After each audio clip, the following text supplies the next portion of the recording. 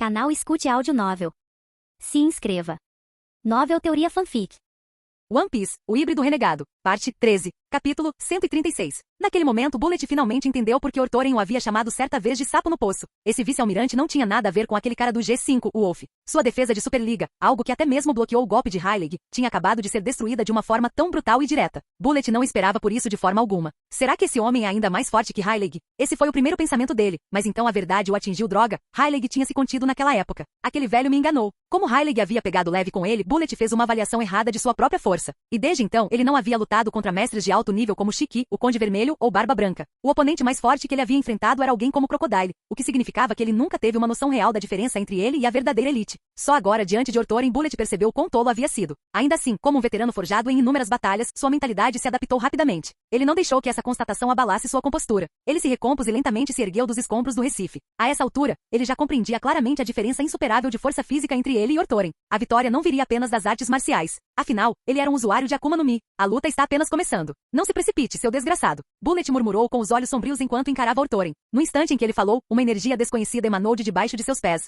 A própria ilha pareceu ganhar vida, tremendo, contorcendo-se e se transformando. Ortoren pressentiu imediatamente. Voltou a olhar para a distante cidade portuária à beira da praia. Os edifícios já estavam desmoronando sob o poder de Bullet, ruindo em um instante. As ruínas então avançaram em uma torrente colossal, precipitando-se em direção a Bullet. Através de seu aqui da observação, Ortoren viu a verdade. Não era apenas a cidade portuária. Toda a ilha estava mudando. Prédios desabavam, montanhas desmoronavam, fontes termais subterrâneas entravam em erupção violentamente. Toda a ilha de Ukari havia se tornado domínio de Bullet. Aquela torrente de destroços engoliu Bullet a centenas de metros de distância. Entulho e detrito se reagruparam a uma velocidade estonteante, formando materiais tão estranhos que nem mesmo Ortoren conseguia compreendê-los. Mas ele não fez nenhum movimento para impedi-lo. Em vez disso, Ortoren calmamente tirou um cigarro do bolso, segurou-o entre os lábios e optou por não acendê-lo com seus poderes. Em vez disso, abriu um isqueiro de pederneira ornamentado, acendendo-o com uma chama constante. Após dar uma tragada, ele fechou o isqueiro com um estalo e o guardou de volta no bolso. Era um presente de Gion, que ganhará quando deixará o quartel-general. Soltando fumaça, Ortoren estalou a língua. Então você finalmente vai mostrar essa sua habilidade de fusão? Ótimo. Estou ansioso para ver. Pelo que ele se lembrava, Bullet podia se fundir com tudo em uma ilha, evoluindo para uma forma monstruosa como uma espécie de Godzilla. Aquela forma era aterradora. Um único golpe poderia destruir a ilha. Com o domínio do Aki por Bullet, ele poderia até mesmo revestir aquele corpo enorme com o Aki do armamento, tornando a combinação praticamente imparável. Ortoren estava genuinamente interessado. Mais do que tudo, ele queria ver o quão gigantesca essa coisa poderia ficar.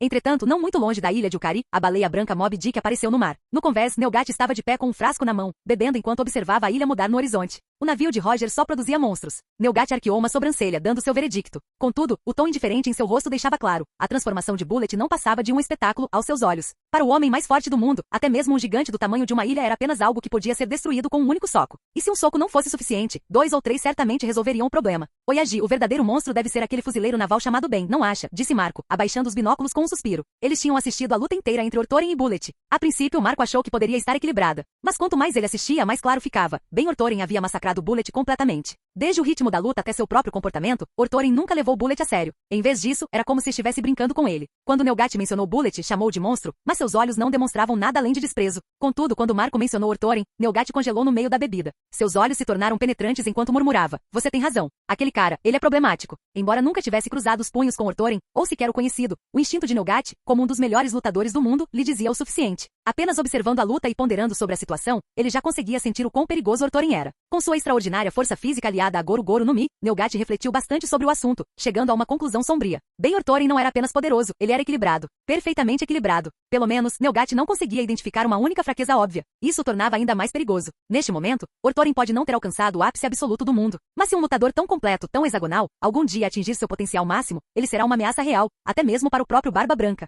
Na ilha, o monstro em que Bullet havia se fundido estava atingindo seu auge. Seu corpo gigantesco deslocou seu peso da praia para o centro da ilha, instalando-se na cordilheira que outrora fervilhava de fontes termais. Agora, ela se erguia mais alta do que aquelas mesmas montanhas, ainda maior do que a própria fortaleza da justiça de Marineford. Em termos de pura presença, essa criatura era o inimigo mais intimidador que Ortoren já havia visto. Até o mais leve movimento de seu braço provocava tremores em toda a ilha, como se o próprio solo estivesse se curvando sob o peso esmagador da besta. De volta à praia, Ortoren apertou o cigarro entre os dentes. Depois de soltar a última baforada de fumaça, jogou a bituca no chão e a apagou com a bota. O tempo de um cigarro não é muito longo, disse ele com um leve sorriso nos lábios. A fera o encarou com olhos carmesins. Ortoren não tinha certeza se o corpo de Bullet havia se fundido completamente com o monstro, ou se ele estava apenas apenas forçando a fusão e pilotando de dentro como um robô gigante. Mas isso não importa. O motivo pelo qual lhe dei tempo para chegar a essa forma foi simples. Eu queria ver com meus próprios olhos se meu touro do céu é tão forte quanto acredito. Disse Orthorin com um sorriso. Com essas palavras, seu corpo irrompeu em relâmpagos, elevando-se 100 metros no céu. Seus olhos brilhavam com a luz ofuscante dos trovões, e ondas de eletricidade jorravam dele. Naquele instante, Orthorin pareceu tornar-se a própria encarnação do trovão, remodelando o céu sobre a ilha e o mar além dela. Raios incessantes jorraram de seu corpo, perfurando o céu em colunas radiantes. As nuvens, antes brancas, começaram a se agitar e escurecer. Em poucos instantes, as nuvens se espalharam, cobrindo toda a ilha e mergulhando o ar em sombras profundas.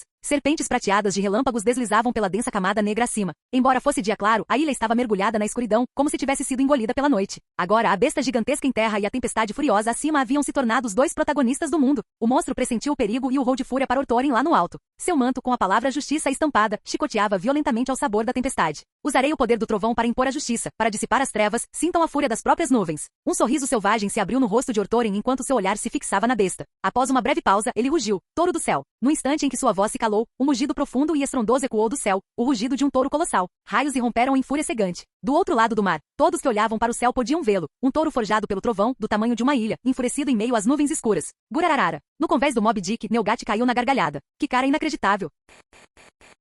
Capítulo 137. O enfurecido touro do céu golpeou as nuvens 2 vezes com seus cascos, depois investiu, libertando-se da tempestade e se chocando de frente contra a besta colossal em que Bullet havia se transformado na ilha. O monstro, sem querer ceder, brandiu seu braço enorme e respondeu ao ataque com um soco. Aquele único choque acima da ilha desencadeou o caos. Ventos fortes uivaram e trovões rasgaram o céu. Como diz o ditado, o som mais alto é o silêncio, a forma mais grandiosa não tem forma. No instante em que seus poderes colidiram, um relâmpago cegante irrompeu, inundando tudo numa névoa branca que privou a visão de todos que observavam. Um instante depois, ouviu-se um leve estrondo de trovão, mas durou apenas um momento antes que tudo mergulhasse em absoluta quietude. Então, quando o brilho branco se dissipou, o fogo consumiu tudo. A ilha se transformou em um barril de pólvora incendiado e detonado. Uma explosão colossal irrompeu, lançando uma imponente nuvem em forma de cogumelo para o céu, dispersando as densas nuvens negras acima. A onda de choque varreu a ilha, levantando fumaça, poeira e escombros em uma torrente que se espalhou em todas as direções, transbordando pelas margens e chegando ao mar em um instante. O próprio oceano cedeu à força. As águas ao redor da ilha afundaram 3 ou 4 metros, pressionadas por uma força invisível, revelando recifes que não tinham lugar na superfície. Então o mar rugiu de volta com fúria. A água deslocada subiu violentamente como uma multidão em pânico fugindo em meio ao caos, precipitando-se em todas as direções. A espuma subiu em camadas, as ondas se chocaram e se fundiram em correntes. Essas correntes se comprimiram e se elevaram em ondas gigantescas, e essas ondas se uniram em um tsunami. O mar, antes calmo, despedaçou-se. Ondas gigantescas com dezenas de metros de altura ergueram-se como muralhas e avançaram para fora da ilha. A força devastadora do choque ficou evidente. Aquele pirralho é mesmo uma figura, disse Neugat rindo com o rosto sereno mesmo enquanto o tsunami se aproximava do Moby Dick. Mas em sua mão enorme, uma aura translúcida já havia se concentrado, o poder da Gura Gura no Mi. Antes que as ondas pudessem engolir o navio, Neugat desferiu um soco. Um estalo seco ecoou como vidro quebrando enquanto as fraturas se espalhavam pelo ar. No instante seguinte, a força violenta dos tremores explodiu para fora. O tsunami que se aproximava se partiu instantaneamente, deixando uma vasta abertura. O Moby Dick deslizou pela fenda com precisão perfeita, intocado pelo mar revolto. Bem acima da ilha, Orthorin pairava como um deus do trovão, seu olhar voltado para o mar. Ele viu o tsunami despedaçado e o Moby Dick navegando ileso. Mesmo àquela distância, seus olhares encontraram os de Neugat, como se os dois gigantes estivessem se medindo. Barba branca, murmurou Orthorin, encarando a figura imponente. Aquele porte imponente, o bigode em forma de crescente, a cascata de cabelos dourados e ondulados caindo sobre os ombros. Tic. Vendo-o agora, Orthorin não pôde deixar de suspirar de admiração. Barba branca de cabelos dourados. Este era verdadeiramente o seu auge, o homem mais forte do mundo. Mesmo observando de longe, a presença de Barba branca o oprimia. Orthorin sabia que sua força atual não era para ser subestimada. Mesmo que enfrentasse Neugat diretamente, ele não recuaria de uma luta de verdade. Mas ele teve que admitir, ao contrário do que aconteceu com Bullet, quando se tratava de Neugat, ele não sentia a mesma certeza absoluta da vitória. Enquanto isso, Neugat também estudava Orthorin, pensando consigo mesmo. Os fuzileiros navais realmente acertaram em cheio com essa. Após uma pausa, ele acenou com a mão. Levantar âncora. Estamos partindo. Oyagi, nós não vamos assistir à luta até o fim? Perguntou Marco, confuso. Seu idiota. A mão enorme de Neugat bagunçou os cabelos de Marco com força enquanto ele ria. A luta já acabou. Aquele pirralho da marinha é o vencedor. Sério? Marco não ficou surpreso, apenas intrigado. Ele ainda não tinha visto o estado de Bullet. Mas como Oyagi já tinha falado, tudo o que ele pôde fazer foi dar de ombros. Entendi. Logo, o Moby Dick se afastou, dando uma volta no mar antes de virar e navegar com calma e confiança. Ao ver o Moby Dick desaparecer na distância, Orthorin soltou um pequeno suspiro de alívio. Espere, por que estou suspirando? Ele se interrompeu, esfregando o queixo. Um instante depois, murmurou com um sorriso irônico. Então essa é a dissuasão do mais forte do mundo? Mesmo de tão longe, fui inconscientemente intimidado por sua aura? Aquilo realmente o intrigou. Ele nunca havia se sentido assim ao enfrentar Roger, Chique ou Conde Vermelho. Só com Barba Branca. Aquele homem não tinha feito nada, apenas ficava parado à distância observando. Mas mesmo assim Orthorin sentia a pressão opressiva de ser tratado como presa. Estranho. Afastando esse pensamento da cabeça, Orthorin voltou seu olhar para o centro da ilha. O coração da ilha Frania já fora uma montanha. Ele até mesmo já havia relaxado nas águas termais do hotel situado a meio caminho de suas encostas. Mas o poder de Bullet havia consumido aquela montanha. montanha, e a besta colossal havia surgido em seu lugar. Agora, ambos haviam partido. Em seu lugar jazia uma cratera gigantesca com dezenas, se não centenas, de metros de profundidade. Ao redor de sua borda, o solo havia sido reduzido a rocha derretida por raios abrasadores, a terra carbonizada e negra, com ondas de calor subindo para o ar. E não era só ali. Vista de cima, a ilha inteira parecia um inferno na terra, fumaça subindo, chamas violentas, o solo chamuscado e meio derretido. O poder do touro celestial talvez seja ainda maior do que eu pensava. Definitivamente um ataque capaz de destruir uma ilha, disse Orthorin, estalando a língua e avaliando sua própria força. Ainda bem que em Marineford o almirante Sengoku e Garp uniram forças para neutralizá-lo no céu. Caso contrário, o bastião da justiça de Marineford teria sido obliterado e um novo plano do quartel-general da Marinha de Sengoku teria sido posto em prática imediatamente. Ainda assim, ele se perguntava, como os jornais teriam noticiado isso? Que Shiki destruiu Marineford? Ou que os fuzileiros navais se explodiram? Talvez algo como, o grande pirata Shiki, o Leão Dourado tentou aniquilar Marineford. Para impedi-lo de destruir a fortaleza, os fuzileiros navais a destruíram preventivamente. Enquanto pensava nisso, o aqui da observação de Orthorin fixou-se no fundo da cratera, onde Douglas Bullet jazia imóvel. Inicialmente, ele planejava descer e puxá-lo para cima, mas, percebendo que a liga metálica dentro do corpo de Bullet ainda não havia se dissipado, Orthorin simplesmente ergueu a mão. Uma força eletromagnética crepitou para fora, faiscando no ar. Usando o campo magnético, ele puxou Bullet. Lentamente, o corpo do homem flutuou para fora da cratera e caiu pesadamente no chão próximo. Orthorin desceu ao lado dele, observando seu estado deplorável. O corpo inteiro de Bullet estava carbonizado e preto. Seu uniforme, antes preto, estava completamente rasgado, restando apenas pedaços de tecido presos a ele, que ocasionalmente soltavam faíscas como se estivessem prestes a pegar fogo. Seu corpo estava coberto de queimaduras e escaldaduras graves. Algumas partes que claramente haviam sido músculos agora estavam carbonizadas, tão quebradiças que se desfaziam ao menor toque. Ele estava claramente inconsciente. Orthorin se abaixou, verificando sua respiração. Fraca, mas ainda presente. Ele estava vivo. Você parece durão, mas na verdade não é nada de especial. Até o Shiki, com um timão de navio preso na cabeça, é mais forte que você. Orthorin murmurou, dando-lhe 2 tapas na cara. Como Bullet não se mexeu, ele suspirou e balançou a cabeça. De volta a Marineford, aquele velho leão Shiki havia aguentado o touro celestial, depois o ataque combinado de Sengoku e Garp, e ainda assim conseguiu ficar de pé e xingá-los. Só depois que Orthorin o atingiu com uma autobomba relâmpago que ele finalmente desabou como um bebê. Mas esse cara, mais parrudo que o Shiki, e um único touro celestial já o deixou inconsciente. Patético. Como era de se esperar, Bullet só atingiu seu auge após 20 anos de treinamento ininterrupto em Impel Down. No momento, ele simplesmente ainda não havia amadurecido. Vendo que ele havia terminado, Orthorin pegou seu Dendemushi e fez uma ligação. Em pouco tempo, a voz preocupada de Spandini se fez ouvir. Vice-almirante Ben, como estão as coisas por aí? Lidamos com ele. Pensei que fosse algo especial, mas acabou sendo apenas um cão comum. Venha buscá-lo, respondeu Orthorin, parecendo quase desapontado. Afinal, ainda havia algumas aplicações de habilidades que ele não teve a chance de testar no Bullet. Uma verdadeira pena. No instante em que Spandini ouviu sua resposta firme, seu tom se elevou de entusiasmo. Como esperado de você, vice-almirante Ben. Sim, seguir um figurão como ele significava ter um lugar à mesa sempre. Spandini sabia disso, tornar-se amigo dele tinha sido a melhor decisão da sua vida.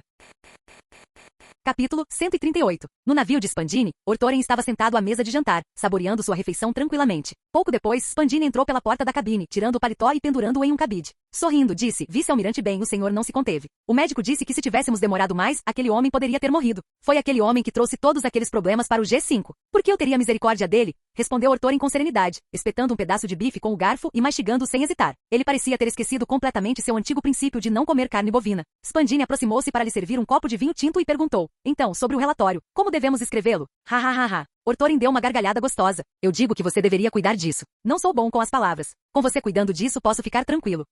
Ao ouvir isso, o coração de Spandini se alegrou. Sorrindo, ele disse, se o vice-almirante Ben acha que sou eficiente, então deixe comigo. Prometo que o relatório ficará a seu contento. Se ele pudesse escrever o relatório, também receberia parte do crédito. Ben Orthorin era realmente um homem direto. Quando dizia que te ajudaria a subir junto com ele falava sério. Spandini também não era de esquecer as boas maneiras. Sentado em frente a Orthorin, ele pegou um Dendemushi e discou. Logo em seguida, ouviu-se do outro lado da linha a voz de um jovem perplexo. Pai? O que foi? Onde você está agora? Perguntou Spandini. Estou a caminho de Water 7. O veredicto do caso do construtor naval do rei pirata Roger acaba de ser divulgado. Spandon começou a relatar honestamente. Ótimo, timing perfeito. Assim que chegarem a Water 7, emitam uma certidão de óbito para aquele tal de Tom. Digam que é por prisão ou qualquer outra acusação que quiserem, só garantam que oficialmente ele esteja morto. Quanto ao próprio homem, entregue-no a CP9. Entendido? Ordenou Spandini. Perguntou Spandon, confuso. Mas por quê? Se ele... Não pergunte por quê. Apenas faça. Se estragar isso, pode esquecer de ficar no CP5, seu idiota. Spandini rosnou antes de desligar o telefone com força. Virando-se para Orthorin com um olhar ligeiramente envergonhado, ele disse, desculpe por isso. Meu filho é meio idiota. Mas não se preocupe, a estupidez dele não é minha. Orthorin sabia muito bem que tipo de pessoa Spandon era. Ele até sentiu um pouco de pena de Spandini, um homem tão astuto e capaz, amaldiçoado com um filho tão inútil. Mesmo assim, ele deu uma risadinha. Como eu disse antes, confio em você para lidar com as coisas. E vou mandar o Tom para o G5 o mais rápido possível. Quanto aos outros carpinteiros navais, já providenciei tudo. Eles serão todos levados juntos para o G5, disse Spandini rindo. Ortorin permaneceu a bordo do navio de Spandini por mais 2 dias antes que o navio de guerra de Momonga finalmente chegasse. Ainda tenho muito trabalho esperando por você no G5. Escoltá-lo até Impel Down será sua responsabilidade, comandante Spandini, disse Ortorin com um sorriso tranquilo. Deixe isso conosco, vice-almirante Ben. Pode ficar tranquilo, respondeu Spandini com solenidade justa. Os dois bons amigos não perderam tempo com mais gentilezas. Logo depois, Ortorin embarcou no navio de guerra e zarpou, enquanto Spandini e seus homens seguiram rapidamente em direção à Headline. No convés, Momonga soltou um suspiro. Você é muito rápido. Eu nem tinha chegado ainda, e você já tinha dado um jeito no bullet. Não foi um grande problema. Ortorin acenou com a mão, desconsiderando. Grande reputação, mas na realidade, nada de especial. Eu diria que só alguém como você ousaria dizer isso. O vice-almirante Wolf sofreu muito nas mãos dele, respondeu Momonga com um leve suspiro. Sua força não chegava nem perto da de Wolf. Se tivesse sido ele a enfrentar Bullet, provavelmente teria tido o mesmo destino. Após uma pausa, Momonga continuou. Descobrimos mais informações sobre Kozuki Oden. Os piratas do Barba Branca já o acolheram. Ele foi reintegrado como capitão da 2ª divisão. Então ele realmente conseguiu escapar de Kaido? Ortorin ergueu uma sobrancelha. Ele certa vez suspeitou que poderia ter sido aquele usuário da Akuma no Mi de Wano, o dono da Mané Mané no Mi, disfarçado de Kozuki Oden, tramando com Kaido para pregar uma peça em Barba Branca. Mas um plano como esse jamais se sustentaria depois que Neugat visse Oden pessoalmente. A Mané Mané no Mi era poderosa, sim, mas não havia como enganar um lutador de alto nível como Neugat por muito tempo. A aparência de uma pessoa pode ser copiada, mas sua aura, sua presença, sua força, isso jamais poderá ser imitado. Ortorin estava convencido de que, embora Kozuki Oden fosse um tolo com pouca inteligência, ele possuía certas características únicas e uma personalidade que simplesmente não podia ser imitada. Nenhuma notícia de Wano? Perguntou Ortorin novamente. Nenhum. Os piratas das feras nem sequer tentaram perseguir Oden, e também não ouvimos nada sobre Kaido indo atrás de sua família. Muito provavelmente, embora nada tenha vazado, eles também escaparam. Respondeu Momonga. Kozuki Toki. Ortorin esfregou o queixo, depois soltou uma risadinha, deixando o pensamento de lado. Provavelmente a família havia desaparecido em algum momento desconhecido, deixando Oden para fugir de Wano sozinho. Como foi a reunião do G5 enquanto eu estive ausente? Perguntou Ortorin. Já era abril do ano 1500 do calendário do Círculo Marinho. Superficialmente poderia parecer que tudo que ele fizera fora comparecer a uma reunião inútil no quartel-general, retornar ao Novo Mundo e capturar Bullet, como se quase nenhum tempo tivesse passado. Mas na verdade, Ortorin estava afastado do G5 havia vários meses. Tudo tem corrido bem. O recrutamento em diferentes regiões tem sido ótimo. Já somos 20 mil. Mas se continuar assim, não teremos navios de guerra suficientes. Explicou Momonga. Já comecei a trabalhar nisso. Os resultados virão em breve, então não se preocupe. Ortorin sorriu e acrescentou. Esta viagem ao quartel-general não foi apenas sobre assuntos do Shichibukai. Também tive uma longa conversa com o almirante Sengoku sobre o nosso G5. O que disse o almirante Sengoku? Perguntou Momonga, curioso, mas também um pouco preocupado. Expliquei-lhe alguns detalhes da nossa situação. O almirante concordou em compreender e apoiar-nos, mas em privado. Oficialmente, enquanto não denunciarmos nada, ele não investigará. Portanto, mantemos tudo em segredo o máximo que podemos. Explicou Ortorin. Em outras palavras, a sede vai fechar os olhos para as ações mais irregulares do G5? Perguntou Momonga após refletir um pouco. Exatamente. Mas ainda temos que manter um perfil discreto. O mais discreto possível. Não causar problemas, ou isso dificultará as coisas para a sede com Mary Geoise, alertou Ortorin. Então, como se tivesse se lembrado de algo, acrescentou. Ah, certo. Meu mandato original como comandante da base G5 deveria ser de 2 a 3 anos. Isso mudou. O que você quer dizer? Perguntou Momonga, confuso. Significa que a menos que algo grave aconteça, permanecerei como comandante da base G5 por tempo indeterminado, disse Ortorin com uma risada sonora. Inicialmente, Ortorin pensou que 2 ou 3 anos não seriam suficientes, apenas o bastante para lançar as bases, mas longe de ser o bastante para transformar a G5 em algo verdadeiramente formidável. Ele chegou a planejar, eventualmente, entregá-la a Momonga ou Isho para um crescimento sustentável. Mas após sua conversa franca com Sengoku, o almirante percebeu que isso não funcionaria. Agora, Ortorin deveria manter o G5 no comando por um longo período. A única maneira de ele ser chamado de volta seria se algo importante acontecesse, seja um fracasso estrondoso, como Ortorin sofrer uma derrota esmagadora no Novo Mundo, ou um evento monumental que exigisse sua presença, como a nomeação de um novo almirante. Antes que Momonga pudesse assimilar completamente a notícia, Ortorin continuou. Portanto, alguns de nossos planos anteriores precisarão ser revistos. Estaremos ocupados. Por exemplo, embora as tropas de baixa patente fossem fáceis de repor, Ortorin não tinha oficiais suficientes. No momento, os únicos em quem ele podia realmente confiar eram Momonga e Isho. Vergo era praticamente inútil como instrumento de ataque. Não era suficiente. Ele precisava de mais mãos. Nesse aspecto, Sengoku havia discretamente afrouxado as restrições. Originalmente, o limite sob o comando de Ortorin era de 2 contra-almirantes. Agora, esse limite havia sido removido. A mensagem era clara. Desde que ninguém denunciasse, o G5 poderia ter dezenas de generais, se necessário, e o quartel-general não interferiria. Com o sinal verde dado por Sengoku, muitas coisas de repente se tornaram muito mais fáceis. De volta ao G5, Ortorin pretendia elaborar um plano de desenvolvimento de 5 anos e, em seguida, implementá-lo gradualmente. Capítulo 139. Após retornarem a G5, Ortorin e Momonga passaram mais de 2 meses tranquilos. Fiel à sua palavra, Spandini rapidamente enviou um grande grupo de construtores navais desempregados de Water 7 e juntamente com o próprio mestre Tom, para G5. Naquele momento, no escritório do comandante da base, Ortorin estava debruçado sobre sua mesa, elaborando um plano de desenvolvimento. Do outro lado da mesa, Momonga estava sentado no sofá com uma pilha de documentos, relatando as últimas atualizações. O treinamento está progredindo. Isho já pegou o ritmo, mas ainda precisamos de oficiais que possam liderar homens em campo. Se for só o Isho, a eficiência fica muito baixa. Quando você pretende trazer algumas pessoas do quartel-general? Perguntou Momonga. A estrutura de 3 homens na G5 era simples. Ortorin cuidava da estratégia geral. Momonga atuava como seu assistente, preenchendo as lacunas. Enquanto Ishu praticamente vivia com a frota da G5, buscando constantemente piratas para treinar suas tropas contra eles, elevando os fuzileiros navais da G5 a um nível de prontidão de combate de elite. Considerando a força de Ishu, contanto que ele não provocasse os monstros de nível superior do Novo Mundo, ele conseguiria se defender, então Ortorin se sentiu tranquilo. Já estou em contato com Gion. Ela disse que assim que terminar sua carga de trabalho atual, vai solicitar transferência para o G5, respondeu Ortorin sem levantar a cabeça. De fato, Gion foi seu primeiro alvo de recrutamento. Ele confiava nela mais do que em qualquer outro lugar, devido aos laços estreitos e à longa amizade que compartilhavam. Além de Gion, Ortorin também havia entrado em contato com Tokikaki e Yamakaji. Mas Yamakaji estava envolvido em uma missão secreta e não podia partir tão cedo. Enquanto isso, Tokikaki acabou sob o comando de Garp. Os dois juntos eram como peixe podre em um ninho de camarão podre, passavam os dias bebendo, jogando e se envolvendo com mulheres. Eles se tornaram uma atração turística no quartel-general, a infame dupla de vagabundos. Kuzan, por outro lado, havia sido promovido a vice-almirante e recebido o comando de uma base, então ele não andava mais muito com aquele velho malandro do Garp. Inicialmente, Tokikaki não tinha interesse na G5, principalmente porque não queria trabalhar para Ortorin. Ele sempre o considerou um rival no amor. Mas assim que Ortorin revelou que havia convidado Gion para ir até lá, e que ela já havia aceitado, Tokikaki não hesitou. Disse que relataria o ocorrido a Garp assim que tivesse a oportunidade e depois seguiria para o G5 em uma missão externa. Nominalmente, ele permaneceria sob o comando direto de Garp, mas na prática, ficaria alocado no G5. Dessa forma, tudo ficaria dentro dos regulamentos, sem necessidade de manobras secretas.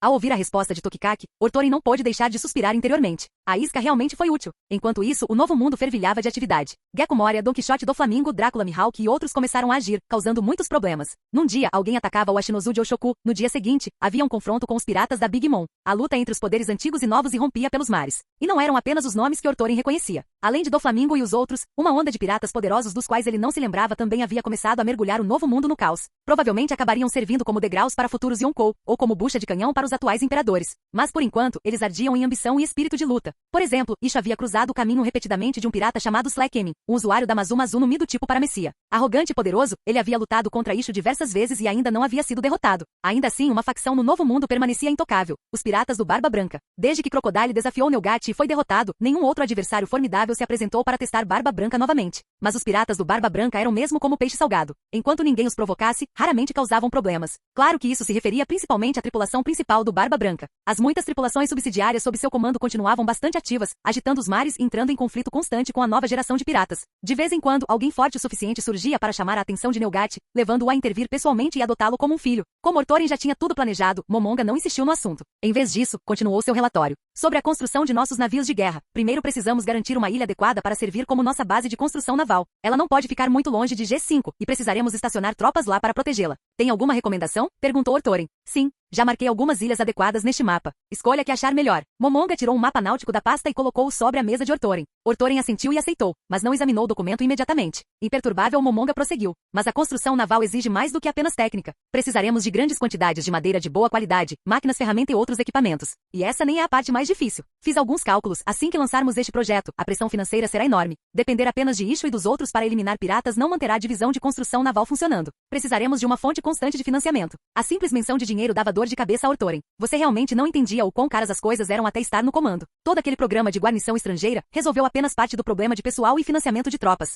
O G5 ainda tinha que arcar com seus próprios custos operacionais. O quartel-general não ia enviar apoio a eles. Na melhor das hipóteses, os ataques de piratas permitiam que mantivessem o orçamento equilibrado, o que por si só já era razoável. Onde ele ia arranjar dinheiro para construir navios? Ortorin havia pensado em explorar a cidade dourada em Scipieia, mas no fim descartou a ideia. A G5 simplesmente não tinha capacidade para administrar uma fortuna tão enorme. Se a notícia vazasse, as consequências seriam desastrosas. Tem alguma ideia de fontes de financiamento? Ortorin esfregou as têmporas com irritação na voz. Momonga ficou em silêncio por um momento antes de ranger os dentes. Eu sei, mas não é exatamente bom para nossa reputação. Como assim? Ortorin ergueu uma sobrancelha. Reputação? Que adiantava a reputação comparada ao dinheiro? Taxas de proteção, disse Momonga categoricamente. Ortorin pescou surpreso. Já não cobramos isso? Estacionar tropas é uma forma de proteção. Mas uma vez que as tropas estejam mobilizadas, aumentar as taxas novamente seria cruzar a linha. Esses nobres não vão desembolsar mais dinheiro tão facilmente. Não me refiro às taxas de guarnição. Estou falando de cobrar dos comerciantes, impor taxas de proteção e pedágios aos navios que passam por nossas águas, explicou Momonga, com um olhar ligeiramente desviado. Ortorin ficou em silêncio, depois murmurou, seus padrões continuam caindo. Isso não é pura pirataria? Bloquear rotas marítimas e extorquir pedágios? Não que todos os piratas saíssem por aí massacrando pessoas. Os piratas estabelecidos entendiam de sustentabilidade. Eles extorquiam uma parte dos comboios mercantes, chamavam isso de proteção. Pagava-se e o passageiro tinha passagem segura. Porque se você os massacrasse a todos, quem ousaria navegar por aquela rota novamente? E sem mercadores não sobraria ninguém para ser explorado até a última gota. Momonga suspirou impotente. O que mais podemos fazer? Não sou nenhum gênio das finanças. Ideias malucas como essa são tudo o que me resta. E se expandíssemos a própria construção naval? Ao mesmo tempo que construíssemos navios de guerra, também construiríamos embarcações comuns. E as venderíamos. Será que isso funcionaria? Ponderou Ortoren em voz alta. Não sei. Nunca estudei administração. Honestamente, precisamos de alguém com verdadeiro senso comercial. Esse problema de financiamento é um pesadelo. Somos todos músculos, não comerciantes, disse Momonga, frustrado. Ortoren coçou a cabeça e, em seguida, olhou para o mapa náutico em sua mesa. Seus olhos pousaram no arquipélago Sabaldi. Gil de Tesouro ainda existia por lá? Talvez fosse hora de lhe fazer uma visita. Canal Gameplay. Escute áudio novel. Capítulo 140. Fim da primeira metade da Grand Line, o arquipélago Sabaldi. Formadas a partir do colossal manguezal de Yarukiman, a maior árvore vermelha do mundo, suas 79 raízes deram origem a 79 ilhas densamente agrupadas. Sabaldi é um lugar singular. Aninhada junto à Headline, marca a última parada da primeira metade da Grand Line. Daqui existem apenas duas maneiras de chegar ao novo mundo, ou usar de artimanhas e cruzar a Headline por Mary Geoise, ou atracar em um navio em Sabaldi e descer sob o mar até a Ilha dos Homens Peixe, passando para o outro lado. Não existem outras rotas normais. O arquipélago também está diretamente sob o controle dos dragões celestiais, praticamente o quintal de Mary Geoise. Eles costumam descer aqui por diversão, executando almas azaradas por capricho, raptando as esposas de outros homens ou comprando escravos. Como ponto intermediário da Grand Line, Sabaldi atrai escória de todos os cantos do mar, traficantes de escravos, piratas impiedosos, famílias mafiosas e muitos outros. Eles se concentram principalmente nas ilhas de 1 a 29, transformando-as na notória zona sem lei, um lugar que exala caos e criminalidade. Na ilha 13, Ortoren passeou por aquela mesma área, jornal na mão. Era um caos total. Do porto até ali, ele já tinha presenciado 4 confrontos entre gangues, violentos e brutais. A violência desenfreada o deixou profundamente intimidado.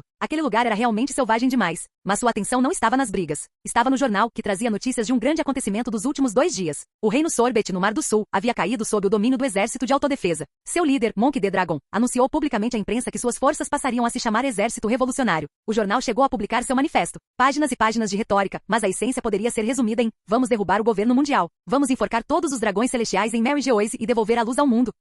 A declaração provocou tremores em todo o mundo. Embora ainda não tivesse recebido nenhuma notícia, Ortoren já podia imaginar os aristocratas de Mary Geoise fervendo de raiva e terror. Contudo, embora Dragon e seu exército revolucionário tivessem se declarado abertamente inimigos do governo mundial, tendo os dragões celestiais como alvo explícito, isso não era exatamente inédito. Ortoren não era mais o novato perdido e desorientado que se aventurava por este mundo. Agora ele era um fuzileiro naval de elite, com treinamento profissional, e o melhor da turma nas disciplinas culturais, nada menos. Pelo que ele se lembrava, organizações como o Exército Revolucionário haviam surgido repetidamente durante os 800 anos de domínio do governo mundial. Quase a cada século ou 2, algum grupo anti-governo mundial emergia. E quando Ortoren soube disso pela primeira vez, não ficou surpreso. Era natural. Se em mais de 8 séculos, apenas Dragon tivesse se rebelado, seria absurdo. Prova de que o governo mundial era universalmente amado. Mas a verdade era clara. Mary Geoise permanecia inabalável. Enquanto todos os grupos que outrora juraram enforcar os dragões celestiais já haviam sido eliminados há muito tempo. Em todas essas lutas, o governo mundial havia saído vitorioso. Portanto, não demorará muito para que o governo lance contramedidas para suprimir o exército revolucionário. Eles já fizeram isso antes. Murmurou Ortoren, enquanto seu olhar se detinha nas fotos impressas no jornal. Os revolucionários encaravam a câmera com ousadia, seus rostos totalmente à mostra, como se desafiassem o governo mundial a vir atrás deles. Bem no centro, estava o filho mais velho de Garp, o sempre conveniente bode expiatório de Ortoren, Dragon. Ao seu redor estavam várias figuras ainda jovens que um dia comandariam as forças do exército revolucionário, assim como o cofundador de Dragon, Ivankov. Mas o olhar de Ortoren não se voltou para eles, e sim para outros dois, Ginny, radiante com um sorriso brilhante, e Bartolomeu Kuma, com uma expressão firme e resoluta. De fato, mesmo que Ortoren tivesse conseguido desviar grande parte do caminho de Dragon, Bartolomeu Kuma e Ginny ainda escolheram se juntar ao exército revolucionário. Segundo as informações que Ortoren havia recebido, a manchete pretendida para hoje não era sobre o exército revolucionário, mas sim sobre o primeiro Shichibukai. Crocodile, o rei do deserto, que certa vez desafiou Barba Branca Edward Nelgat, mas acabou perdendo um braço e sofrendo a traição de sua própria tripulação, foi convidado a se juntar ao Shichibukai. Ele se tornou o primeiro Shichibukai. Isso marcou o lançamento oficial do sistema Shichibukai, e mais um passo na já fragilizada integridade do governo mundial. Por si só, essa notícia já deveria ter sido explosiva, suficiente para agitar os mares. Mas comparada ao exército revolucionário de Dragon, a nomeação de Crocodile foi branda. Afinal, Crocodile não ia aparecer nos jornais gritando aos 4 ventos que ia enforcar dragões celestiais. Enquanto Ortoren lia os artigos rapidamente, o Dendemushi em seu bolso começou a vibrar. Buru buru buru buru. Ortoren fechou o papel dobrado, tirou o Dendemushi de dentro e ergueu uma sobrancelha ao ver quem ligava. Do Flamingo? Sem hesitar, ele respondeu. O que é?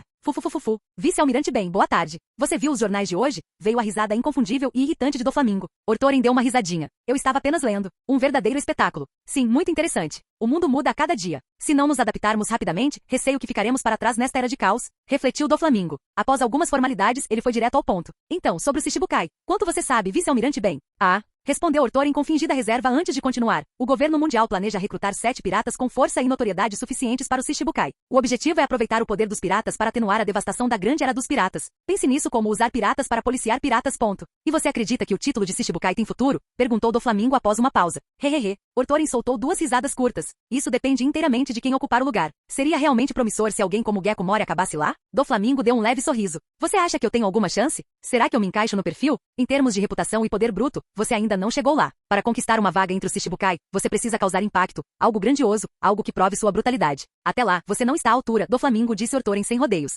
E era verdade. Doflamingo poderia um dia ter alguma influência dentro do Shichibukai, mas naquele momento ele não passava de um jogador de pouca importância. Era por isso que Crocodile o desprezava. Crocodile vinha causando estragos no Novo Mundo há anos, chegando a ousar desafiar os piratas do Barba Branca ainda jovem. Ele havia perdido sim, mas ninguém esperava o contrário. Vencer teria sido o verdadeiro choque. E essa derrota não manchou em nada sua reputação. Afinal, nem todos que desafiam Barba Branca vivem para contar a história. Só por essa medida, Crocodile já havia provado seu valor. Comparado a ele, Doflamingo era apenas um moleque do Mar do Norte. Ele ainda não tinha feito nada de notável no mundo da pirataria. Como Ortorin dissera, sua fama e força não eram suficientes. Ele precisaria provar seu valor primeiro. Do outro lado, a bordo do Flamingo no Novo Mundo, Doflamingo estava agachado sob o mastro, com o Dendemushi pressionado contra a orelha. Ele acariciou o queixo pensativamente. Entendo, então ainda tenho muito a aprender. Mas, pessoalmente, acho que você é capaz e astuto. Se conseguir uma vaga de Shichibukai, isso lhe cairia bem. Traria muitos benefícios e apoio, acrescentou Ortorin, dando-lhe um empurrãozinho de incentivo. Doflamingo sentiu uma pontada de satisfação. Esse figurão claramente tinha fé nele. Mas antes que ele pudesse oferecer uma resposta humilde, Ortorin prosseguiu. Ainda assim, sua origem complica as coisas. Os nobres de Mary Geoise não ficarão exatamente entusiasmados em vê-lo prosperar. O verdadeiro obstáculo para se tornar um Shichibukai não será a marinha. Como seu parceiro, se você me demonstrar valor suficiente, posso lidar com o lado da marinha. Mas a arrogância e o preconceito daqueles lords de Mary Geoise, isso é algo que só você pode superar. Enquanto falava, a mente de Ortorin trabalhava a mil. Doflamingo não era tolo, certamente ele conseguiria ler nas entrelinhas. O dinheiro estava curto. Se a família Don Quixote estivesse disposta a abrir os cofres, Ortorin não teria problema em vender uma vaga no Shichibukai para Doflamingo.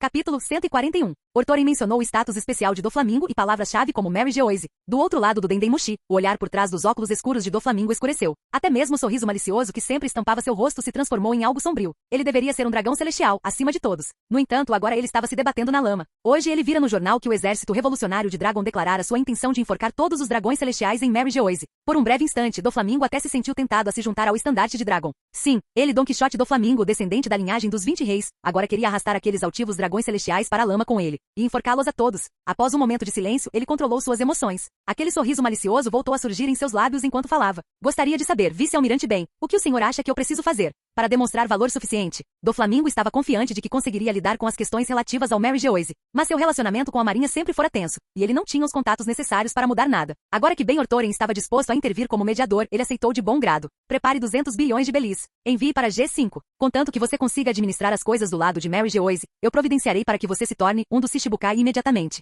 Ortorin não hesitou nem por um segundo antes de estipular o preço. Doflamingo ficou estupefato por um segundo. Que diabos, seu apetite é tão grande assim? Qualquer um que o conhecesse sabia que ele era um vice-almirante da marinha. Qualquer um que não conhecesse poderia confundi-lo com o almirante da frota. 200 bilhões não é exatamente troco. Doflamingo murmurou, retrucando e tentando negociar. Mas Ortorin apenas riu. Doflamingo, para vilões como você que controlam metade do submundo do Mar do Norte, 200 bilhões de belis podem não ser pouco. Mas certamente não é uma quantia impossível, certo? Ortorin havia passado algum tempo com Garp e claramente havia absorvido um pouco da falta de vergonha daquele velho. Antes que Doflamingo pudesse falar novamente, Ortorin continuou. 200 bilhões. Você não vai se arrepender e não será enganado. Se você me entregar o dinheiro e resolver as coisas em Mary Geoise, eu garanto que você se tornará um dos Shichibukai. Mas se você não pagar, mesmo que resolva as coisas, ainda posso garantir que você nunca se sentará entre os Shichibukai. O rosto de Doflamingo se contraiu ao ouvir aquelas palavras. Seu tom de voz baixou. Sinceramente, vice-almirante Ben, se você algum dia deixasse a marinha para se tornar um pirata ou um vilão, teria um futuro brilhante pela frente. Ele governou como um pequeno tirano no Mar do Norte por anos antes de adentrar o mundo dos piratas. Imaginou inúmeros cenários, mas jamais, nem por um segundo, pensou que sua primeira extorsão viria da própria marinha. Ah, disse Ortorin com um tom zombeteiro. É uma habilidade de família. Com suas conexões e rede de inteligência, tenho certeza de que você já sabe de quem é o sangue que corre nas minhas veias. Doflamingo ficou em silêncio. Ortorin tinha razão. Antes de concordar em trabalhar com ele, de fato havia se esforçado bastante para investigar o passado de Ortorin. Com seu status e conexões, ele havia descoberto alguns segredos. Há 2 anos, a identidade de Ortorin ainda era altamente secreta. Mas após o incidente com Shara, assim que Mary Geoise o notou, a marinha deixou de se preocupar com cortinas de fumaça. Por um tempo, o Departamento de Relações Públicas da Marinha chegou a elaborar um suposto plano brilhante. para exibir publicamente o status especial de Ortorin como oficial de destaque, supostamente para demonstrar ao mundo inteiro o caráter progressista e inclusivo da Marinha. É claro que no final, o almirante Sengoku rejeitou esse plano, e o chefe do Departamento de Relações Públicas foi rebaixado. 200 bilhões de belis não são problema. Confio que você, vice-almirante Ben, cumprirá sua palavra. Doflamingo finalmente respirou fundo e concordou com os termos.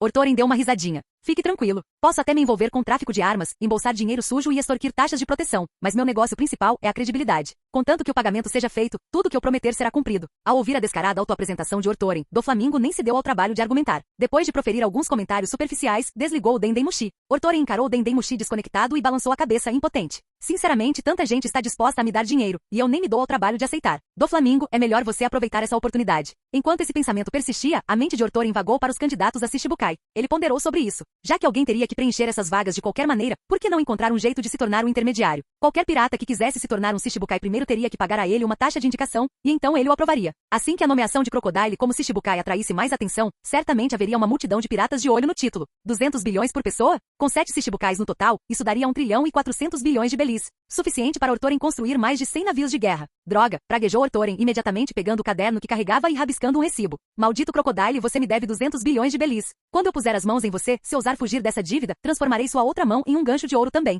Ortorin murmurou para si mesmo enquanto rabiscava o bilhete, ainda fervendo de irritação. Mesmo depois de escrever, sua raiva não diminuiu. Ele imediatamente descou para o Dendemushi chamando Momonga. Naquele momento, Momonga estava atuando como comandante interino da base G5 no lugar de Ortorin. Isso mesmo, toda essa viagem de Ortorin estava sendo feita com remuneração. Como comandante da base G5, ele simplesmente havia aprovado suas próprias férias. Nada de errado nisso, certo? Olá, Ortorin, respondeu Momonga confusa. A julgar pela hora, você já deveria estar no arquipélago Sabaldi. Aconteceu alguma coisa? Sim, acabei de chegar, respondeu Ortorin. Me faça um favor. Encontre as informações de contato do recém-nomeado Shichibukai, Crocodile, o rei do deserto. Já que ele é oficialmente um Shichibukai agora, o quartel-general deve ter essas informações registradas. Assim que encontrá-las, entre em contato com ele e diga que ele precisa pagar os 200 bilhões de belis que deve a G5 o mais rápido possível. Momonga ficou estupefato. Espere, quando foi que o G5 fez negócios com o Crocodile? Onde diabos ele acumulou uma dívida de 200 bilhões conosco? Acabei de fazer um acordo com Doflamingo. 200 bilhões de belis para que eu o apoie como Shichibukai. Mas você me conhece, eu acredito em justiça. Doflamingo teve que pagar para garantir seu lugar, então por que aquele desgraçado do Crocodile deveria conseguir de graça? Diga a ele que se ousar não pagar, é melhor me evitar de agora em diante, ou eu quebro as pernas dele, disse Ortorin com pura arrogância. Momonga coçou a cabeça incrédulo.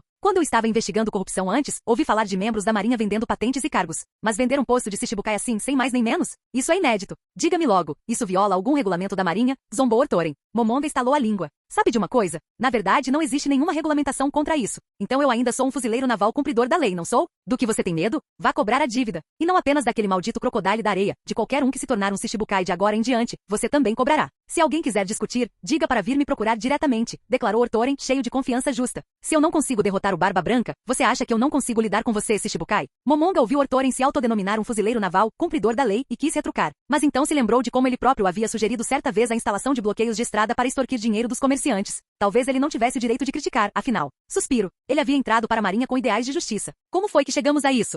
Enquanto isso, bem longe dali, na Ilha da Rainha da Primavera, Crocodile, que se preparava para ir a Alabasta, espirrou de repente. Olhou em volta desconfiado, imaginando se algum vilão estaria tramando contra ele novamente. Capítulo 142. Numa pequena colina da Ilha 13 no arquipélago de Sabaldi, Ortorin segurava um mapa das ilhas. Comparou-o com a taverna distante e estalou os lábios. O nome e a localização devem estar certos. Aquela taverna ao longe era o bar de extorsão da Shaki. Sua dona, Shaki, já havia sido a imperatriz de Amazulili, da ilha cuja, atuado como uma grande pirata e até mesmo sido implacavelmente perseguida por Garp. Além disso, dizia-se que o braço direito do rei pirata, o rei das trevas, Silvers Heilig, vivia ali recluso, desfrutando de uma vida tranquila com Shaki. Mas Ortorin não estava ali no arquipélago Sabaldi para causar problemas a Heilig. Ele viera em busca de Gil Tesouro. O problema era que o arquipélago Sabaldi era enorme, com mais de 70 ilhas, lar de inúmeros criminosos obscuros que se escondiam na escuridão. Caótico, lotado e perigoso, era quase impossível rastrear uma única pessoa sozinha. Em situações como essa, ele precisava de alguém da região para ajudar. E Shaki, por acaso, era o intermediário de informações mais bem relacionado do arquipélago Sabaldi, sem dúvida, o solucionador de problemas perfeito. Ortorin talvez tivesse perdido muito tempo procurando sozinho, mas com a ajuda de Shaki, ele provavelmente encontraria tesouro rapidamente. Logo, ele chegou à porta da taverna. Quando estava prestes a empurrá-la, ela se abriu para dentro e Shaki saiu arrastando um homem quase morto de pancadas, coberto de sangue e já inconsciente.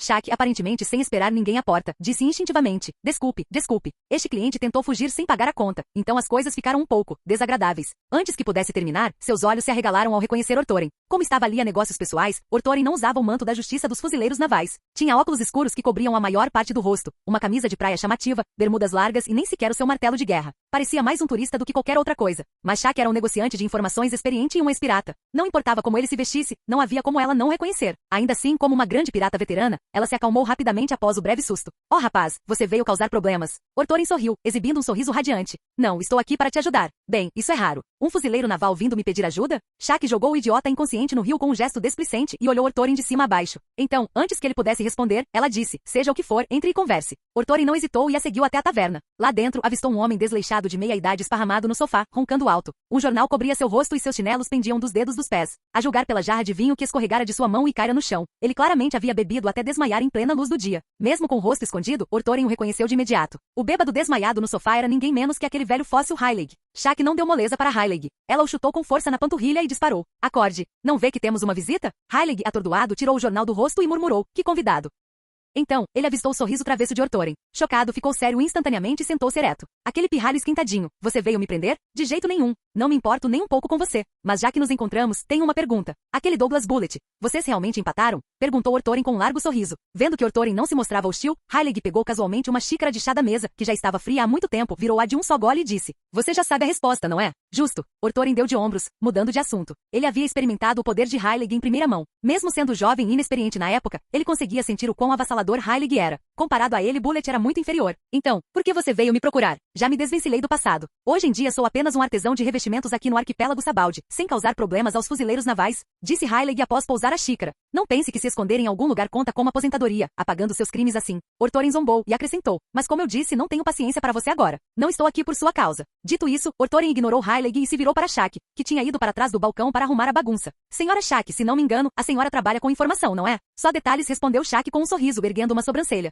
Mas eu sei bastante sobre o que acontece no arquipélago Sabaldi. Que tipo de informação você procura, rapaz? Com sua própria força e Heilig ao seu lado, Shaq não estava preocupada com uma possível investida de Ortorin. Mesmo com o quartel-general da Marinha por perto, se não conseguissem vencer, sempre poderiam fugir. Na pior das hipóteses, ela simplesmente abriria sua taverna em outro lugar. Não era um grande problema. Estou procurando um homem de cabelos verdes. Ortorin descreveu vagamente a aparência e a idade de Tesouro antes de acrescentar. O nome dele é Gil de Tesouro. Ele deve estar aqui no arquipélago Sabaldi. Ah, Shaq claramente conhecia o nome. Ela sentiu. Gil de Tesouro, certo? Esse garoto é bem conhecido por aqui. Trabalha em 7 empregos ao mesmo tempo, aceita qualquer tarefa suja ou exaustiva. É por isso que as pessoas o chamam de Gil de Tesouro. Ponto. Sim, é esse mesmo. Onde ele está? Perguntou Ortorin com os olhos brilhando. Tesouro realmente havia sido diligente. Antes de ser escravizado em Mary Geoise, ele era um jovem ambicioso. Sua vida familiar era miserável. Seu pai era um jogador alcoólatra que abandonou a esposa e os filhos quando Tesouro ainda era criança. Sua mãe não era melhor, culpando por tudo e abandonando-o ainda jovem. Depois disso, Tesouro viveu sozinho. Apesar das dificuldades, ele não se deixou abater nem enveredou por um caminho sombrio. Sonhava em ser cantor e trabalhou para isso, embora nunca tenha conseguido. Enquanto trabalhava no arquipélago Sabaldi, ele se deparou com Stella, uma mercadoria exibida como uma escrava em uma vitrine. Ele se apaixonou perdidamente por ela. Sua ética de trabalho incansável provinha de um único objetivo: ganhar dinheiro suficiente para comprar a liberdade de Stella e viver com ela. Mas o destino é cruel, e o infortúnio sempre encontra os desafortunados.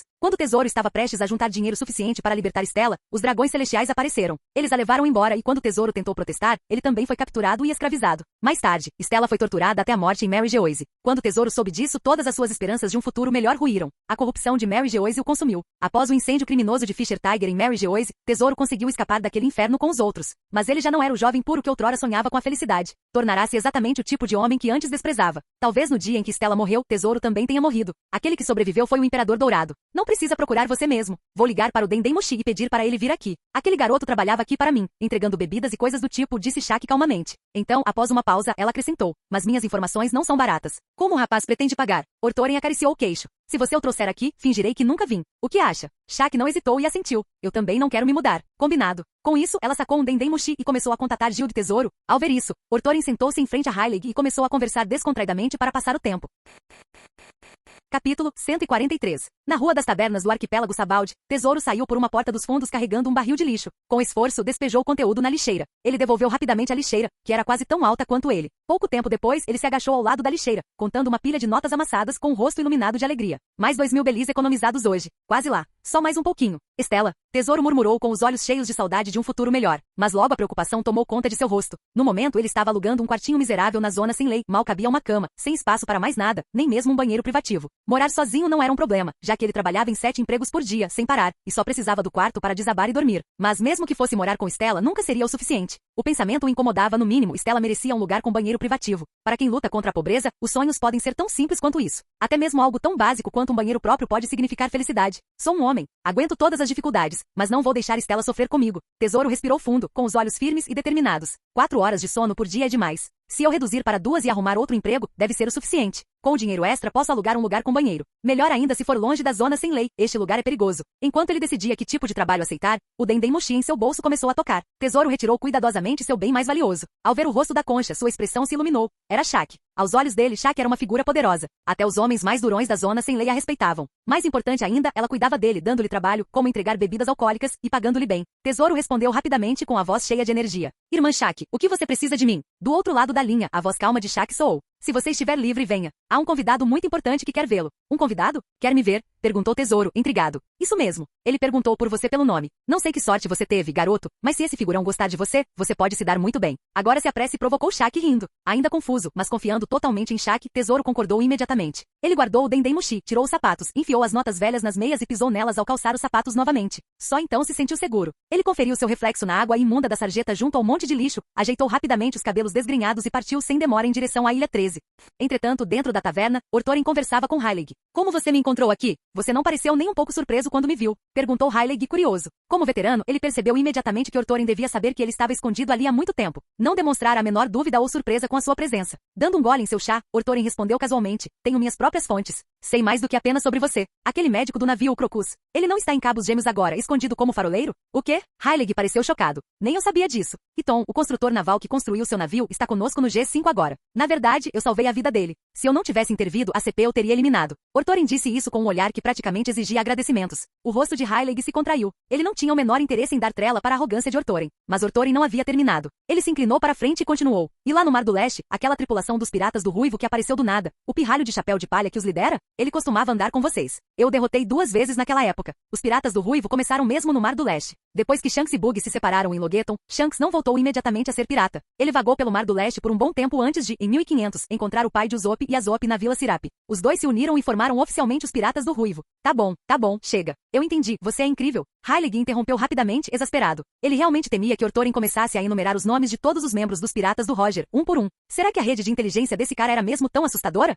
Após uma breve pausa, Heilig não conseguiu se conter e perguntou. Então você está dizendo que Roger foi realmente capturado à força depois que você o encontrou? Não exatamente. Nós o encontramos na Ilha Baterila, mas não o prendemos imediatamente. Nós, fuzileiros navais, podemos ser gentis, sabe? Ele estava vivendo feliz com a esposa e como já estava em fase terminal, demos a ele tempo para colocar seus assuntos em ordem. Garp-san ficou arrasado na época. Quem diria que Roger nos enganaria em Logeton, causando todo esse caos nos mares? Se Garp-san pudesse fazer tudo de novo, aposto que esmagaria a cabeça de Roger ali mesmo. Orthorin zombou. Heilig ignorou o discurso desconexo, concentrando-se apenas em um ponto. Sua voz tornou-se incisiva. E quanto à esposa de Roger? Orthorin tomou um gole de chá calmamente e disse. Ela é minha esposa agora. Porgas de Ruge. Legalmente nosso casamento é protegido. Heilig. Espera aí, o quê? Roger, você não só morreu tragicamente como foi completamente humilhado. Como você pôde fazer uma coisa tão vil? Seu pirralho. Heilig rugiu, encarando Orthorin como se estivesse pronto para atacar. Para ele, Orthorin era perverso. Será que esse homem pensava que o sacrifício de Roger, usar a própria vida para inaugurar a grande era dos piratas, era algum tipo de traição contra ele e Garp? Seria por isso que após a morte de Roger, ele reivindicou Ruge, usando-a como uma forma cruel de vingança? Até Shaq olhou para Orthorin em choque, claramente pensando o mesmo. Mas Orthorin manteve a calma, tomou outro gole de chá e sorriu para Heilig. Ela não se tornou apenas minha esposa. Ela também me deu um filho forte e saudável. O nome dele é Ben Porgas de Ace. Diga-me, não soa bem? Ao ouvir essas palavras, a fúria de Heilig se transformou em descrença. Ele sussurrou, Ace. Um instante depois, algo pareceu fazer sentido. Ele recostou-se lentamente no sofá, os olhos fixos em Orthorin repletos de emoções complexas. Após um longo silêncio, soltou um suspiro.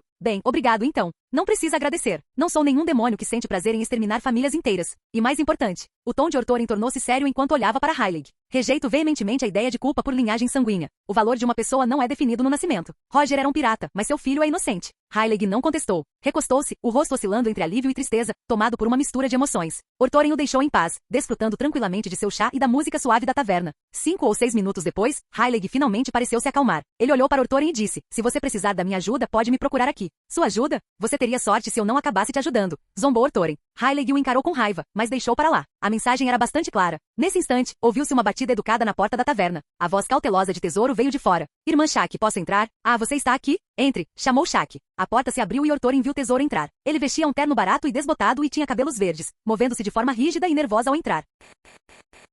Capítulo 144. Ao entrar, Tesouro não se atreveu a olhar em volta. Rapidamente perguntou a Shaq, irmã mais velha, o que você queria comigo? Shaq segurava uma xícara vazia e gesticulou na direção de Ortoren. Está vendo? Reconhece ele? Ele está aqui por sua causa. Tesouro virou a cabeça. Sua expressão mudou de confusão para reconhecimento e em seguida para puro terror. Eu não cometi nenhum crime. Claro, eu vivo na zona sem lei, mas sou um homem honesto. Ele até parecia pronto para fugir. Ortoren foi pego de surpresa por um momento, depois caiu na gargalhada. Ha. Não fuja, você nunca vai me alcançar. E além disso, eu não vim aqui para prendê-lo. Que crime você poderia ter cometido para me fazer vir do novo mundo só para te pegar? O riso pareceu aliviar um pouco o pânico de Tesouro. Ele engoliu em seco, apoiou-se no batente da porta e parou abruptamente. Ainda inseguro, perguntou, Marine-sama, então, o que a senhora quer comigo? Você já foi à escola? Perguntou Ortoren casualmente, ignorando a pergunta. Não, respondeu Tesouro, um pouco envergonhado. Você sabe ler? Insistiu Ortoren. Sim, eu consigo. Aprendi sozinho, respondeu Tesouro, desta vez com um pouco mais de confiança. O que você aprendeu sozinho? Perguntou Ortoren novamente.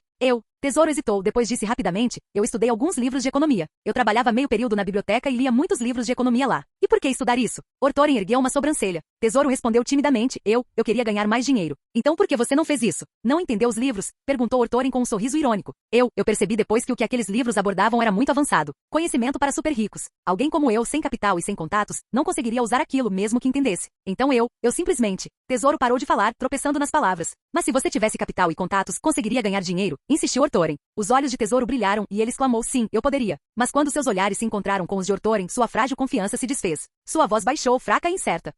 Provavelmente poderia, talvez.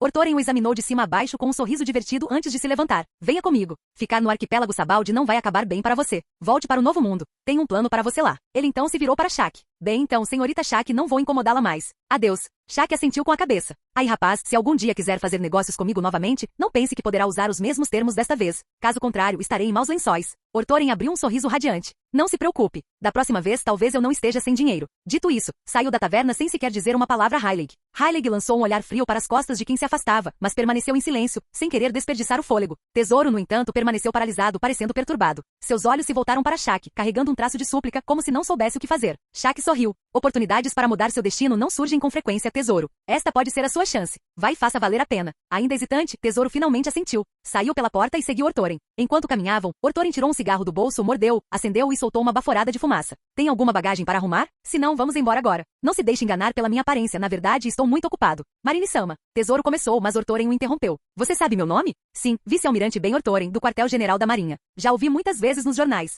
Respondeu Tesouro prontamente. Então pode me chamar de Ortoren. Ortoren acenou com a mão casualmente. Tesouro hesitou com medo de ser tão informal. Em voz baixa disse, Ben-sama, faça como quiser. Ortoren não se deu ao trabalho de corrigi-lo. Ben-sama, eu ainda não posso deixar o arquipélago Sabaldi, disse Tesouro, reunindo coragem. Por que não? Perguntou Ortoren calmamente. Prometi a alguém que compraria a liberdade dela de volta. Ela é uma escrava. Já economizei quase o suficiente. Explicou Tesouro. Um escravo? Ortoren ergueu as sobrancelhas em fingida surpresa. O governo mundial não proibiu a escravidão há mais de 200 anos? Como ainda pode haver escravos? Ao ouvir isso, Tesouro não soube como reagir. Será que Ortoren era realmente ignorante ou apenas fingia? Mas Ortoren não insistiu. Acenou com a mão e disse, vamos lá. Vou lhe mostrar o que é justiça. Tesouro ficou paralisado por um segundo, mas logo percebeu o que ele queria dizer. Seu rosto se iluminou de alegria. Sim, por favor, me siga. Embora rígido e nervoso na presença de Ortoren, às vezes até gaguejando, Tesouro não era estúpido. Pelo contrário, era perspicaz. Ele entendeu imediatamente. Ortoren iria defendê-lo. Seus passos se aceleraram, quase se transformando em uma corrida. Seus olhos brilhavam de esperança, como se ele já pudesse ver uma vida mais brilhante o chamando. Era como se asas estivessem brotando de suas costas, prontas para se libertar da prisão do destino e voar rumo à liberdade. Se ele não tivesse se preocupado em parecer tolo e em diminuir a opinião que Ortoren tinha dele, talvez tivesse começado a cantar naquele instante. Observando as costas de Tesouro, impaciente, mas esperançoso, Ortoren apertou o cigarro entre os dentes, e os cantos de sua boca se curvaram para cima. Talvez essa viagem não só lhe tenha rendido uma promissora semente de comércio em Tesouro, como também tenha sido considerada uma boa ação. Inesperadamente, o humor de Ortoren melhorou.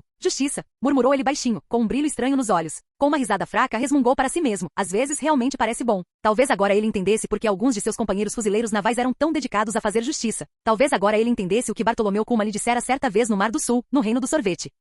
Ajudar os outros quando se pode, isso não deveria trazer felicidade? Talvez Ortoren não tivesse se dado conta, mas ele estava mudando o rumo dos fuzileiros navais. E os fuzileiros navais, por sua vez, estavam mudando. Zephyr havia dito certa vez, ele tem apenas 18 anos. Os fuzileiros navais são um grande cadinho, as impurezas desaparecem depois de alguns anos. Talvez Zephyr não estivesse errado. Naquela época, Ortoren não sabia o que era justiça para ele. Ele nem sequer sabia pelo que estava lutando. Agora, talvez ele estivesse começando a mudar.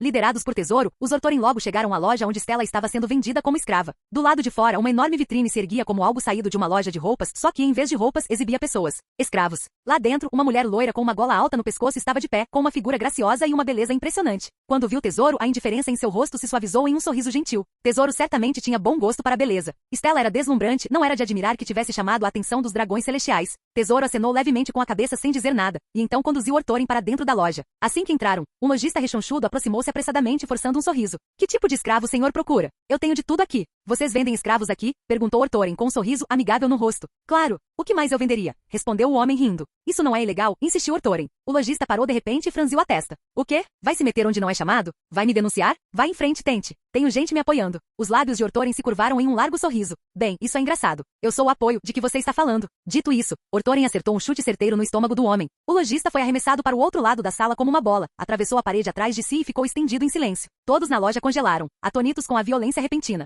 Orthorin, no entanto, não lhes deu atenção. Sacou seu Dendem Mushi e imediatamente contatou a base da marinha no arquipélago Sabaldi. Capítulo 145. A marinha possui uma base no arquipélago Sabaldi, mas como as ilhas estão diretamente sob a jurisdição dos dragões celestiais, os fuzileiros navais aqui são praticamente invisíveis e inúteis, sem quase nenhuma autoridade para intervir. Normalmente, o comandante de uma base dos fuzileiros navais tem a patente de vice-almirante, mas o comandante aqui é apenas um contra-almirante, o que já demonstra a pouca importância que a marinha atribui a este local. Caso contrário, será que o arquipélago Sabaldi realmente teria permissão para continuar apodrecendo com zonas sem lei? Se os fuzileiros navais tivessem controle firme, os piratas poderiam tão abertamente cobrir seus navios aqui e mergulhar até a Ilha dos Homens Peixe? O contra-almirante destacado no arquipélago de Sabaldi era, por acaso, um conhecido de Orthorin, uma colega da turma de Zephyr e alguém que já havia sofrido bullying de Orthorin no pátio da escola, Straverri. Após receber a ligação de Orthorin pelo Dendem Mushi, Straverri saltou do sofá em seu escritório e imediatamente reuniu seus homens. Em menos de 5 minutos, ele chegou à localização de Orthorin com 500 fuzileiros navais. Ao ver o buraco enorme na parede da loja de escravos, Straverri suspirou, ordenou aos fuzileiros navais que cercassem o local e entrou, impotente. Ali, Orthorin estava relaxando em um sofá, cigarro na mão, com um jovem de cabelos verdes em pé perto dele e uma deslumbrante mulher loira ao seu lado. Mas Straverri não lhes deu muita atenção. Caminhando diretamente até Orthorin, perguntou: que vento te trouxe aqui, seu desgraçado? E o que está acontecendo desta vez? Estou aqui apenas de férias. Mas você, faz tempo que não te vejo. Como foi que você foi parar num lugar tão ruim quanto este? Perguntou Orthorin com um sorriso. Straverri torceu o lábio. Um lugar ruim? Por favor, este lugar é perto do quartel-general. O trabalho é fácil e é bom para melhorar meu currículo. Eu usei minha influência para conseguir este cargo. 2 anos aqui, e eu posso até me tornar vice-almirante quando voltar. Ficou claro que, apesar do histórico de Orthorin de atormentá-lo na escola, o vínculo entre os colegas ainda era profundo. Após alguma conversa informal, Orthorin finalmente disse: nós, fuzileiros navais, devemos representar a justiça. E na sua jurisdição, as pessoas estão negociando escravos abertamente, e vocês simplesmente deixam isso passar? Chega de papo furado, retrucou Straverri, revirando os olhos. Você sabe muito bem como é este lugar. O arquipélago Sabaldi está sob o domínio direto dos dragões celestiais. Nós, fuzileiros navais, não temos nenhuma autoridade real aqui. Essas lojas são só fachada. Por trás de cada uma delas estão os nobres lordes de Mary Geoise. Os nobres senhores de que ele falava não eram apenas dragões celestiais. Na verdade, Mary Geoise não era habitada somente por esses nobres mundiais. Muitos aristocratas ricos de todo o mundo escolheram se estabelecer lá, já que Mary Geoise é o próprio coração do governo mundial. É chamada de Terra Santa não apenas por ser o centro político, mas também por ser o núcleo econômico e cultural. Com ligações a todos os mares, Mary Geoise tem acesso a mercadorias de todos os cantos do mundo. Desde que se tenha dinheiro, pode-se comprar qualquer coisa lá, um privilégio que nenhuma outra nação membro pode igualar. Os seus padrões de vida e a sua economia são ambos de primeira linha, atraindo nobres ávidos por comprar mansões e viver no luxo. De tempos em tempos também se espalham rumores inspiradores sobre algum aristocrata causando sensação em Mary Geoise ou buscando o favor de um dragão celestial. De fato, Alice tinha muito mais chances de conviver com os mais altos escalões da nobreza.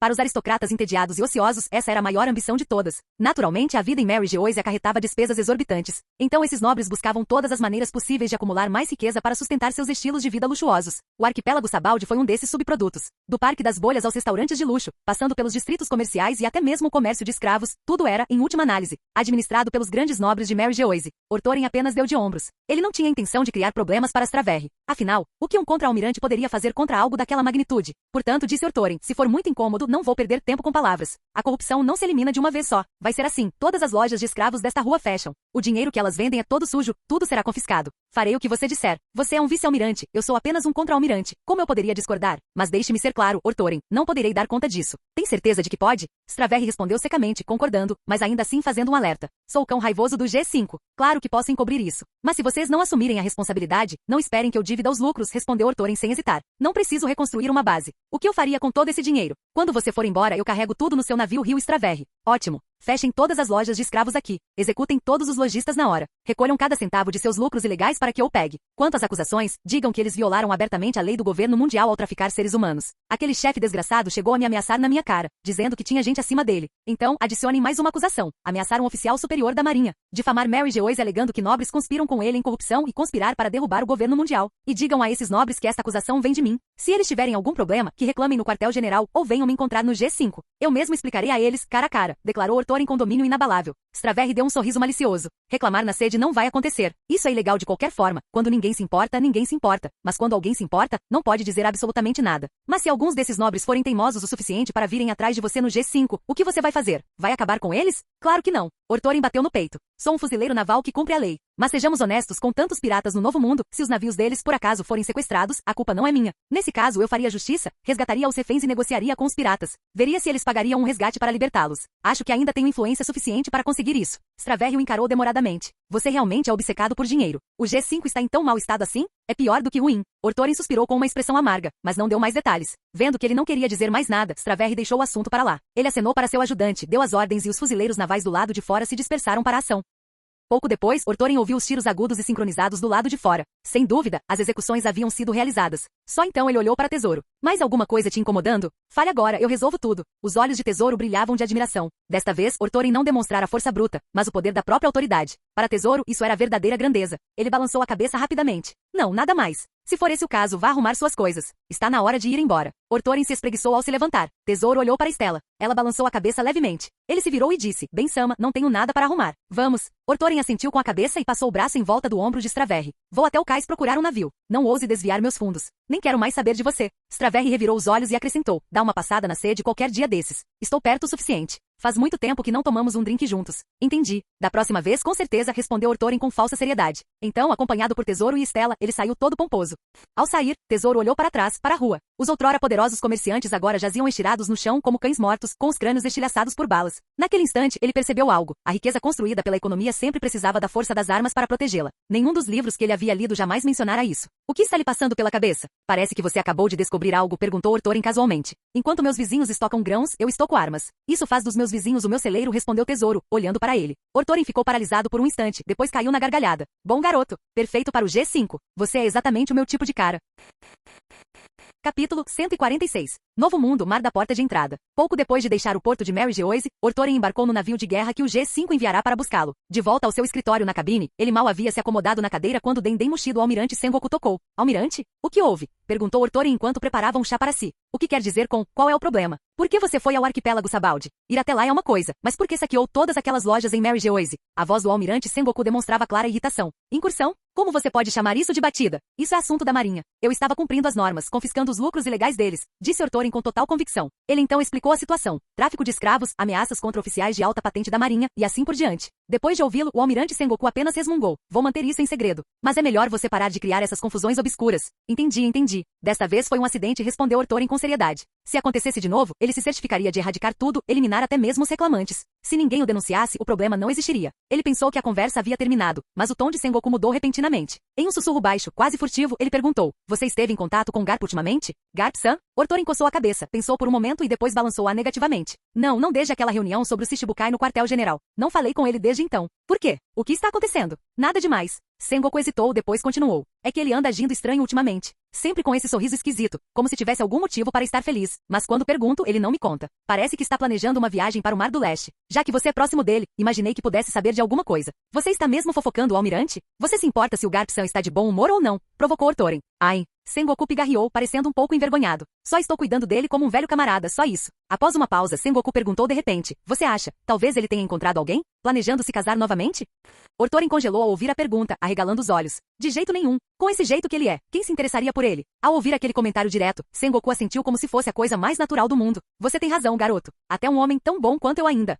Esse deslize deixou tudo claro para Ortorin. Então é isso, ciúme, é? É por isso que ele está buscando respostas? Ele quase quis perguntar, então, como estão as coisas entre você e o chefe de gabinete Tsuru? Mas pensando bem, dizer isso poderia lhe custar uma chance de se tornar almirante algum dia. Melhor guardar para si. Esquece. Perguntar é inútil. Como está o G5? Sengoku mudou de assunto. Está tudo sob controle, respondeu Ortorin com um sorriso. Ótimo. Então concentre-se em suas obrigações. Se nada mais, vou desligar. Sem esperar por uma resposta, Sengoku desligou. Ortoren encarou Dendemushi, seus lábios tremendo. Balançando a cabeça, ele o guardou, tomou um gole de chá e pressionou o botão de comunicação em sua mesa para invocar Tesouro. Mas assim que pousou a xícara de chá, algo lhe ocorreu. Ele olhou para o calendário. Outubro, calendário do Círculo Marinho 1500. Então é isso. Ortoren olhou para a data, lembrando-se das dúvidas de Sengoku, e de repente entendeu. O motivo de Garp estar sorrindo como um idiota sem motivo aparente? Só podia ser porque aquele desgraçado do Dragon tinha se casado. Já era o final de 1500, e o neto predestinado de Garp nasceria em 1502. Se a vida amorosa de Dragon não tivesse encontrado nenhum obstáculo, então, neste exato momento, ele já teria encontrado uma esposa, se casado e em pouco tempo. Ela estaria grávida, o momento perfeito. Bem no meio do período de fundação do exército revolucionário. E aquele tal de Dragon está por aí atrás de romance? Totalmente irresponsável. Depois de juntar as peças, Ortoren nem se deu ao trabalho de chamar Garp para o Dendemushi. De qualquer forma, não tinha nada a ver com ele. Por que se envolver?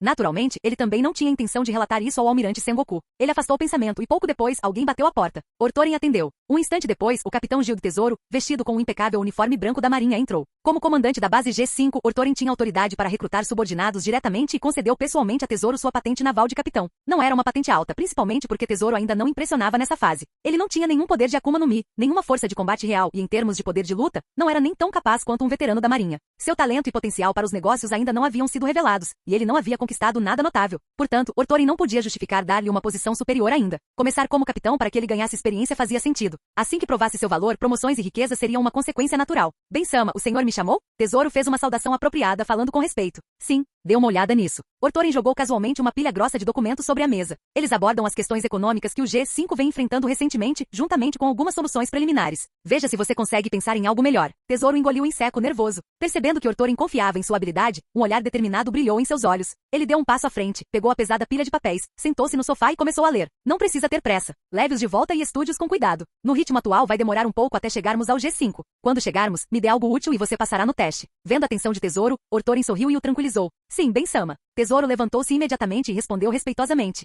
Muito bem, leve isso de volta e revise com você. Ortoren acenou com a mão, dispensando, não querendo que ele se demorasse.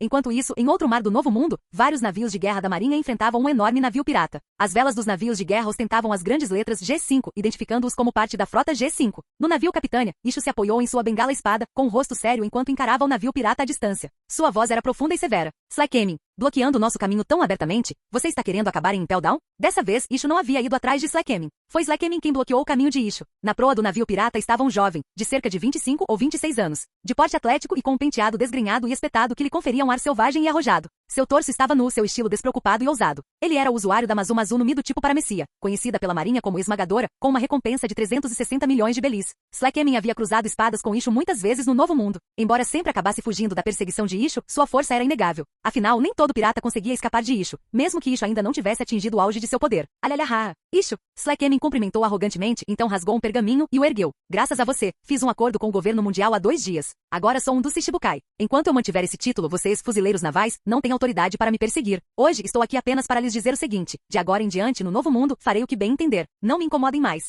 Shichibukai. Os olhos de Ishu se arregalaram ao ver o pergaminho, sua expressão repleta de descrença. Ao ver o choque de Ishu, Slakemin riu ainda mais alto, balançando a cabeça com ar de superioridade. É verdade. De certo ponto de vista, estamos até do mesmo lado agora. Mas Ishu se recuperou rapidamente da surpresa. Seu olhar se tornou mais penetrante quando disse seriamente: então volte comigo para o G5. Resolva essa dívida de 200 bilhões com belis. Slakemin congelou. 200 bilhões de belis? Do que você está falando? Desde quando eu te devo dinheiro? Ele gritou furioso. Como Shichibukai, você deve 200 bilhões de belis ao G5. Se você nem sequer conhece essa regra básica, duvido que seu título dure muito tempo, respondeu Ishu calmamente. Bobagem. Eu sempre fui quem extorquiu os outros, ninguém nunca me extorquiu. Não vou pagar um centavo. Vamos ver o que você pode fazer a respeito. Slakemin disparou arrogantemente, depois acenou com a mão, ordenando que sua tripulação desse meia volta com o navio. Ele não tinha intenção de perder mais tempo com Ishu. Fim do vídeo. Seja membro no Patreon ou Telegram e libere agora o acesso antecipado a áudios exclusivos e inéditos. Te espero lá!